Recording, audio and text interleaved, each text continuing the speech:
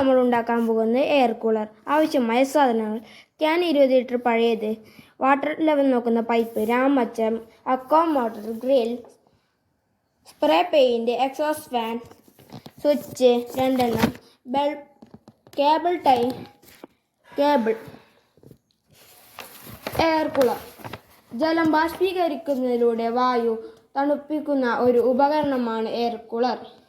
ഇതിനകത്തെ ഫാൻ പുറത്തുനിന്ന് ചൂടുള്ളതും വരണ്ടതുമായ വായു വലിച്ചെടുക്കുകയും അത് ഉപകരണത്തിലൂടെ കടന്നുപോകുമ്പോൾ കുറച്ച് വെള്ളം ബാഷ്പീകരിക്കപ്പെടുന്നു. വായുവിൽ നിന്ന് ചൂട് ആഗിരണം ചെയ്യുകയും താപനില കുറയ്ക്കുകയും ചെയ്യുന്നു.